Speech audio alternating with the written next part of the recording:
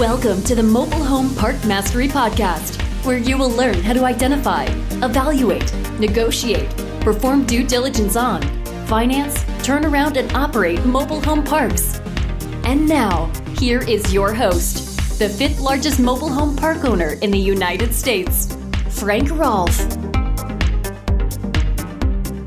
Webster's dictionary defines embezzlement as theft or misappropriation of funds placed in one's trust or belonging to one's employer. This is Frank Rolfe, the Mobile Home Park Mastery Podcast. We're going to talk about misappropriation of funds by managers, but in new and profoundly different ways. Because in the olden days in the mobile home park business, the number one way that you saw a manager steal from the property owner was by taking cash.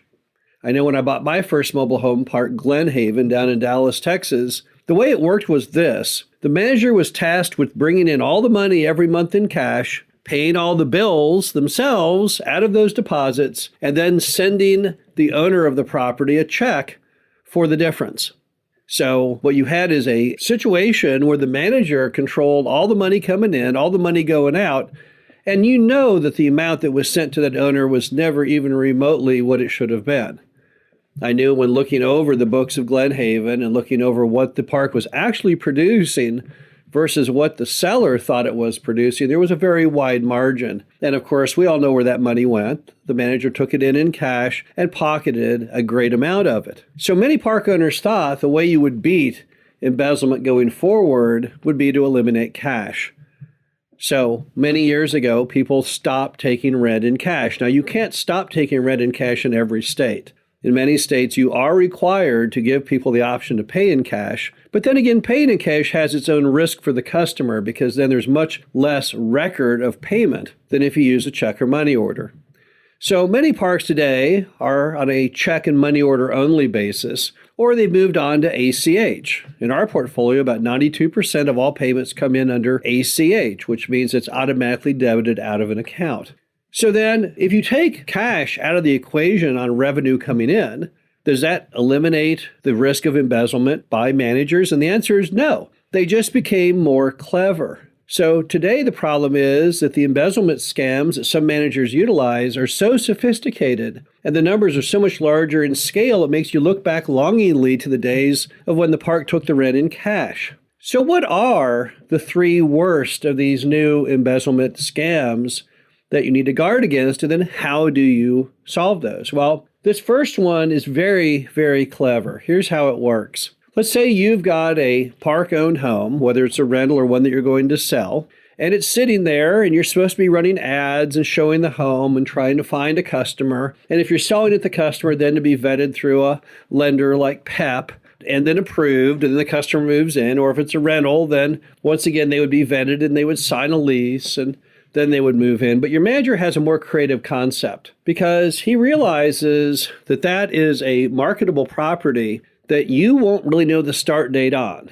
So somebody comes in and they say, hey, I'm interested. I saw that rental you have in the paper or the sign out on the fence. And they say, yes, we do have that. And it's $800 a month and you can move in right now.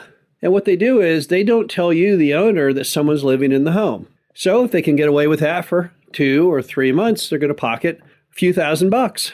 It's an excellent scam, very, very creative. And of course, if they got caught, they'll say, oh, well, the person must have just moved in a day or so ago. They must have moved in early, hoping that you will brush it aside, not yourself really knowing what the start date was. And of course, they can very conveniently have the person have a lease with the start date at some point in the future. They'll never even catch that in the document. So you have an issue that can create for many managers a lot more money than they could just embezzling cash, because every single home, let's say you've got 3 rental homes and they can scam you that those 3 are vacant when they're all occupied. And let's assume the rent's $800 a month. They're making $2,400 a month with absolutely no cost out of their pocket whatsoever. So how do you stop that scam? Because gosh, that's a good one. Well, what you got to do is you have to know that that scam is ever present. And one good tool to fight that is what we call a FaceTime audit. Now, how does a FaceTime audit work? It's very simple. Just call your manager, say, put me on FaceTime on their smartphone, and then just tell them to walk over to the home and give you a tour. Now, if they already have someone living in that home, that's a problem, right? Because if they go over to that home, there'll be furniture in it, posters on the walls, car in the driveway, probably person in the house. Very hard to explain, and they will never be able to explain away all that furniture and stuff that's in there. So now you caught them. Now you ruined it.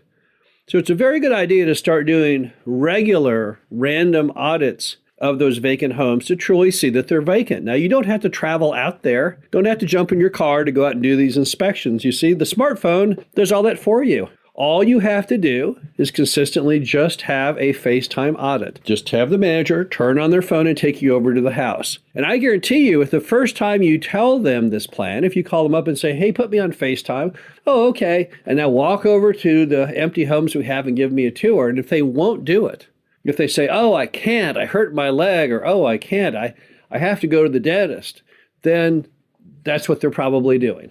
Because nobody who's played it straight up and not cheating would have any problem turning you on FaceTime and walking over there. Another big scam, and this has been going on for a long time, is vendor collusion. Now, in the vendor collusion scam, here's what happens. You got a plumbing company, and the manager calls you up one day and says, hey, we got a problem in the park. We've got a major water sewer backup thing kind of going on. And oh, it's just terrible. The city's been out here and they said they're going to shut our water off if we don't get it fixed by 5 o'clock. And I know we got to move quickly. So I called this plumbing company and they said, hey, we can start it up. We can get it going, but it's going to cost about $7,000. But I don't see any other option, Mr. Owner. What do you think? Then you say, oh gosh, well, I don't want to have my water turned off. I don't want to be on the news. So I guess let's go ahead and do it. And then later you get a bill for $7,000 from ABC Plumbing or whatever the name is, and you send them the $7,000, and what do? They take $3,500 down to your manager's commission because there never really was any kind of sewer or water issue. There never really was any fixing of it since there wasn't really a problem. It was just a quick way to scam you out of a large amount of money. Now, we see that typically, it was frequently in the plumbing business. I don't know what it is with plumbers as opposed to other tradesmen. I don't know why it's not normally electricians, but it always seems to revolve around plumbers. And how do you guard against that scam? Obviously, not only a very expensive scam, but one that could make you make very bad decisions on the future of the park. You might replace the water or sewer system because you had so many repeated big capital calls, not realizing all of them are fabricated. So what do? Well, again, it's kind of like the person who's renting out homes. You've got to put a great microscope over exactly what is going on. When a manager calls you today with some kind of problem, water sewer issue, you want to see it. You want to say, put me on FaceTime. Let me see what you got talking about here. At a minimum, they should take photos and text you 1,000,000 photos or videos or what is going on to show you that there is a problem. Number 2, you got to get 3 bids. Those kind of scams always revolve around having one dominant plumber that you get lazy with and don't constantly get other opinions. You've got to get at least 2 bids on a major project like that just to make sure that it is a major product. Because if they have a scam going on, they won't be able to get that second bid. The other plumber will say, I can't give you a price. There's nothing wrong with that thing. Number 3, you have to follow along with it continuously. It's not enough just to see the problem. You want to see additional action pictures or FaceTime of them digging it, what the problem truly is, them patching it, and then them burying it. And then finally, if it happens on a recurring basis, you need to get a different plumber. It's strange how some parks can have no plumbing issues at all, and then suddenly frequent big issues.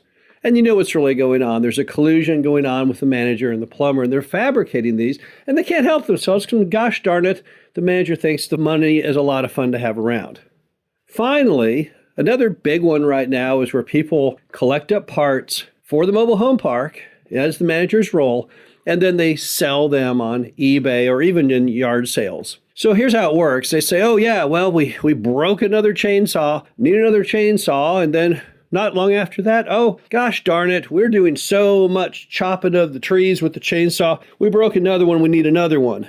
And what really happened was there was nothing going on with the chainsaw. All they did, in fact, was they just got 3 chainsaws and then sold 3 chainsaws on eBay for $250 a chainsaw.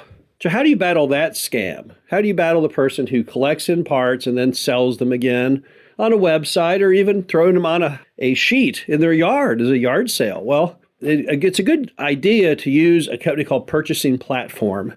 We use it. All the large operators use it, but everyone can use it, even if you just own one mobile home park. And one of the big benefits of purchasing platform is it tracks everything exactly where it goes. And it can tell you how many parts were purchased by any certain park, as well as what homes they are related to. And you can start seeing unusual high flows of tools and parts to homes. And as a result, you can start seeing managers who have gone bad. They've gone from not having many parts at all to having lots of them. And then suddenly, once again, you'd have to say, wait a minute, I'm putting the brakes on this. This seems really, really odd. You might call them out on it and say, hey, I see we've gone through an enormously high number of chainsaws. Let's do a FaceTime audit. Show me your chainsaw collection. Show me that recent chainsaw that you have going on. Again, it's like the old Ronald Reagan concept of trust but verify. The problem is too many park owners trust, but they don't verify. Trusting without verification leads to such issues as embezzlement. But you have to remember that you can't let your guard down for a minute, because even though you don't take cash today, that's not going to stop the manager from doing very creative stunts for self-enrichment. This is Frank Rolfe, the Mobile Home Park Mastery Podcast. Hope you enjoyed this. Talk to you again soon. Thank you for listening to the Mobile Home Park Mastery Podcast. Be sure to visit us at mhpmastery.com to subscribe to the show, read our show transcriptions, and access all of our great information on mobile home park investing.